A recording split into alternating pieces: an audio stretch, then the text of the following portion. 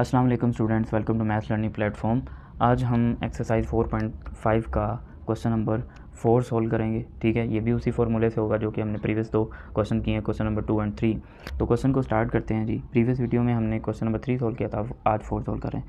इसमें आपको गिवन है the product of two polynomials is, ये प्रोडक्ट गिवन है। ठीक है, इसको लिख लेते हैं। तो हम यहाँ पर लिखेंगे सबसे पहले तो गिवन डाटा क्या है, द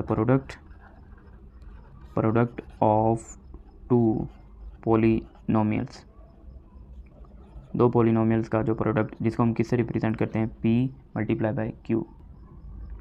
उसके बाद नेक्स्ट क्वेश्चन पढ़ते हैं, p मल्टीप्लाई बाय q। ठीक है, the product of two polynomials, तो इधर लिखते हैं प्रोडक्ट ऑफ टू पॉलिनोमियल, जिसको किससे रिप्रेजेंट करते हैं फॉर्मूले में p मल्टीप्लाई बाय q से। ठीक है, तो ये किसके इक्वल है, y exponent 4 plus 6y power 3 minus 3y square minus 56y minus 48 and their LCM, और इनका जो एलसीएम है वो किसके गिवन है, y power 3 plus 2y square minus 11y minus 12। Find क्या करना है, तो यहाँ पे लिखेंगे टू फाइंड, तो फाइंड क्या करना है, HCF, तो यहाँ पे लिख देंगे जी HCF फाइंड करना है। ठीक है, अब यहाँ पे देखें दो पॉलिनोमियल्स का प्रोडक्ट भी है, LCM भी है, HCF भी है, यानी चारों चीज़ें हैं। तो इसका मतलब वो फार्मूला हम यहाँ पे यूज़ करेंगे। तो यहाँ पे हम लिखेंगे we now that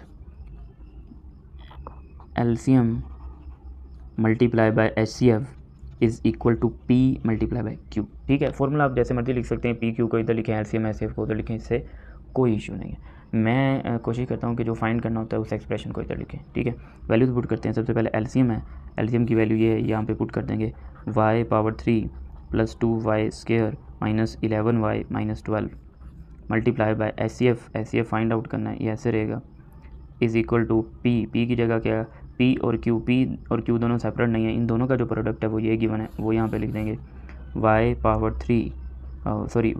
4 plus 6y power 3 minus 3y square minus 56y minus 48। ठीक है, अब हमने HCF फाइंड आउट करना है ना, तो HCF को ऐसे रहने देते हैं और ये उधर ले जाते हैं। पहले तो ये वाला एक्सप्रेशन आएगा, ठीक है, जिसको हम लिखेंगे y power 4 plus 6y power 3 minus 3y square minus 56y minus 48, और डिवाइड कर देंगे किससे, ये वाला एक्सप्रेशन से, y power 3 plus 2y square minus 11y minus 12। अब इन दोनों को भी हम कैसे सॉल्व करेंगे, जिस तरह लास्ट क्वेश्चन में हमने डिवीजन की थी उसी मेथड से। ठीक है, अब उसकी रीज़न क्या है, ये देखें, ये भी किसी तरीके से जो है फैक्टराइज नहीं हो रहा।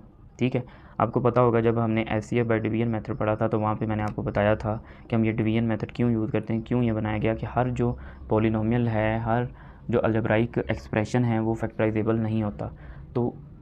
तो फिर आप डिफरेंट एक्सप्रेशन का HCF वगैरह कैसे फाइंड करेंगे, तो उसके लिए हम क्या यूज़ करते हैं, डिवीजन मेथड, यानी जो फैक्टराइजेबल नहीं होते फिर हम उनको डिवीजन मेथड से उनका HCF फाइंड आउट करते हैं। तो फैक्टराइजेबल होते हैं उनको भी डिवीजन मेथड से सॉल्व कर सकते हैं, लेकिन जब उनके फैक्टर बन रहे हैं तो हमें लाजमी फिर डिवीजन करने की ज़रूरत होती है। यहाँ पे फैक्टर्स वगैरह नहीं बन रहे, so that's why we have to solve this expression या this question to find HCF by division method. ठीक है, तो यहाँ पे जी हम इनको सॉल्व करेंगे। तो आपको बताइए न्यूमरेटर को डिनोमिनेटर को बाहर लिखेंगे, न्यूमरेटर को अंदर लिखेंगे डिवीजन, यानी इसको एज ए डिविडेंड यूज़ करेंगे और इसको एज ए डिवाइज़र। तो यहाँ पे लिख देंगे जी y power 3 plus 2y square minus 11y minus 12, और यहाँ पे लिख देंगे जी हम y power 4 plus 6y 3 minus 3y square minus 56y minus 48। ठीक है, अब इसको जो है हम सॉल्व करते हैं और रफ़ पेज एक ले लेते हैं जिसमें हम रफ़ फ़र्क करेंगे। ठीक है, अब इनको डिवाइड करना है। अच्छा, ये देखें, सबसे पहले मुझे वो यहाँ पे ना क्वेश्चन में वो नंबर चाहिए होगा कि जिस तक मैं y3 का टेबल पढ़ूँ तो मुझे y4 मिल जाए। कुछ बच्चों को तो देखते साथ ही पता चल जाता है, लेकिन कुछ को नहीं पता चलता, तो उनके लिए मैं रफ़ फ़र्क कर रहा हूँ। ये देखें, हमने यहाँ से फर्स्ट टर्म सेलेक्ट कर लेनी है, जिसको आप एज ए न्यूमरेटर यूज़ करेंगे, और यहाँ पे भी फर्स्ट टर्म सेलेक्ट कर लेनी है, यानी डिविडेंड से भी फर्स्ट टर्म सेलेक्ट करनी है, जिसको आप एज ए न्यूमरेटर लिखेंगे, और फिर डिवाइज़र से फर्स्ट टर्म सेलेक्ट करनी है, जिसको आप एज ए डिनोमिनेटर यूज़ करें। अब इनको जब सॉल्व करेंगे तो आंसर आएगा y, तो इधर हम लिख देंगे y। ये स्टेप 1 है। फिर स्टेप 2 में क्या करना है, इस y को, ये जो डिवाइज़र में जितनी भी टर्म्स हैं इन सब से क्या कर देंगे, मल्टीप्लाई। ये मल्टीप्लाई कर दिया तो ये हो जाएगा y पावर 4, y को y3 से मल्टीप्लाई किया तो y पावर 4 प्लस 2y3, इसको इससे किया, यानी पहले इससे किया फिर इससे किया, अब इससे करेंगे तो ये हो जाएगा माइनस 11y2 और जब ये लास्ट वाली टर्म से करेंगे तो -12y। अब ये चारों टर्म उठा के यहाँ पे लिख देंगे। तो सबसे पहले आएगा y⁴, फिर 2y3, फिर 11y -11y² और -12y। ये माइनस है तो प्लस हो जाएगा, माइनस है प्लस माइनस प्लस माइनस, ये कट हो गया।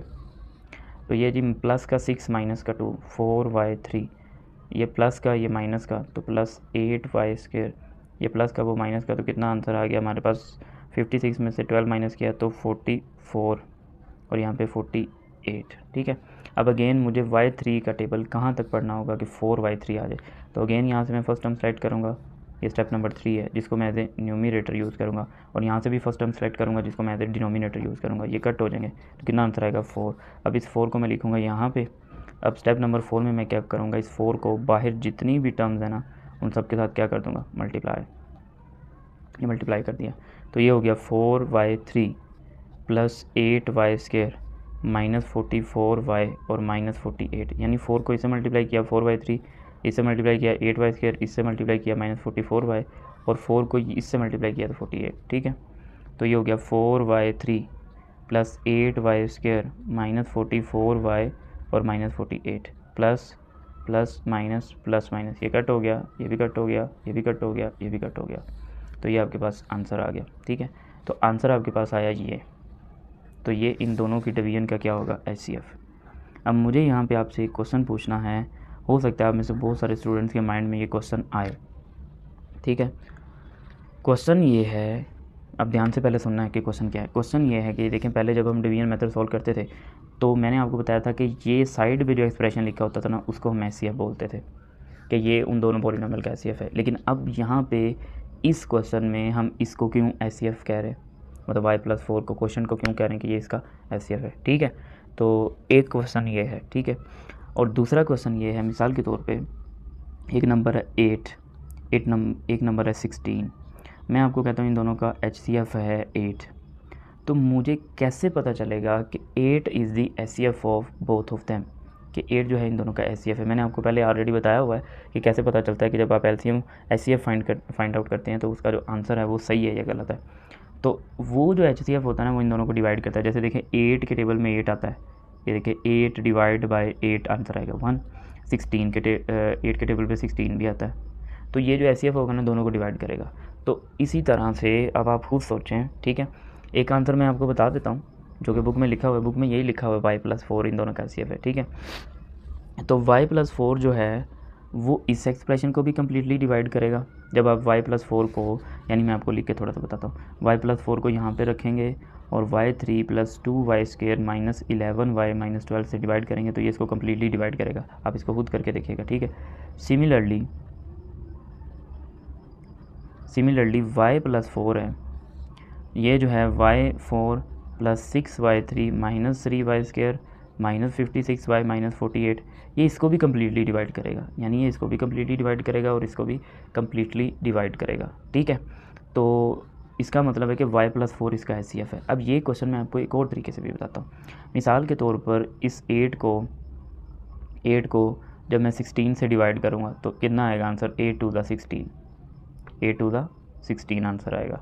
ठीक है, तो यहाँ पे आप देखें कि अगर मैं आपको कहूँ क्या ये जो 2 है इसका HCF होगा या 8 HCF होगा, तो आपका आंसर क्या होगा। डेफिनेटली आप कहेंगे कि सर 8 HCF होगा, वो जो हमने पीछे प्रोसीजर पढ़ा है। तो मेरा क्वेश्चन आपसे ये है, मैं क्वेश्चन दोबारा रिपीट कर देता हूँ कि हम यहाँ पे इस क्वेश्चन में y+4 क्यों कह रहे हैं।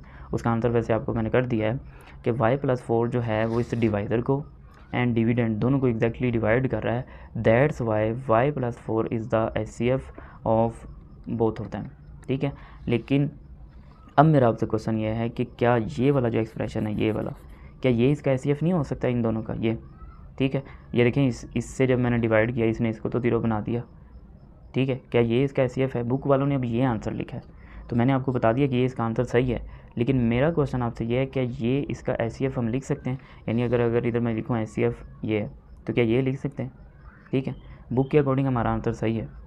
आई होप कि आपको जो मैंने समझाने की कोशिश की है वो आपको समझ आई होगी, लेकिन मैं एक दफ़ा और रिपीट करता हूँ क्योंकि मुझे ऐसा फील हो रहा है कि आपको क्वेश्चन नहीं समझ आया, मैंने पूछा जो बार बार रिपीट इस वजह से कर रहा हूँ। ये देखिए, मैंने आपको ये कहा है कि हमने इन दोनों को क्या की, डिवीजन करने के बाद इसका रिमाइंडर 0 आ गया। हमने डिवीजन मेथड में पढ़ा था कि जो रिमाइंडर 0 बनाएगा वो आपका एचसीएफ होगा। हम साइड वाले को एज एचसीएफ लिखते थे, लेकिन बुक वालों ने क्या किया, वो उन्होंने कोशेंट को, ये जो y+4 है उसको कहा है कि ये इन दोनों का एचसीएफ है, ठीक है। तो उसकी फिर मैंने आपको एग्जांपल भी दे दी कि अगर 8 और 16 का एचसीएफ 8 है तो वो 8 को भी कम्प्लीटली डिवाइड करेगा और 16 को भी करेगा। सिमिलरली यहाँ पे ये जो y+4 है ना, ये आंसर सही है, ये इसको भी कम्प्लीटली डिवाइड कर रहा है, ये वाले एक्सप्रेशन को कम्प्लीटली डिवाइड कर रहा है, और y+4 इसको भी कम्प्लीटली डिवाइड करेगा, अगर आप इस तरह से करके देखेंगे तो, ठीक है। ये तो ओके हो गया, ठीक हो गया। क्वेश्चन अब ये है मेरा कि क्या ये हम एचसीएफ का आंसर नहीं लिख सकते, क्या ये इसको भी और इसको भी कम्प्लीटली डिवाइड नहीं करेगा, ठीक है। तो इसी के साथ हमारा आज का लेक्चर यहाँ पे कंप्लीट होता है। मैं उम्मीद करता हूँ जो कॉन्सेप्ट, जो चीज़ें मैंने आपको समझाने की कोशिश की वो आपको समझ आई होंगी, लेकिन फिर भी अगर आपको किसी टाइप में कोई कन्फ्यूजन है तो आप कमेंट्स में मुझसे ज़रूर पूछें। साथ ही साथ अगर आप मेरे चैनल पर न्यू हैं तो चैनल को सब्सक्राइब करें और बेल आइकन को भी प्रेस करें ताकि हर नए आने वाली वीडियो से आप फ़ायदा उठा सकें। अल्लाह हाफ़िज़। इंशाल्लाह नेक्स्ट वीडियो में क्वेश्चन नंबर 5 के साथ हाजिर होंगे।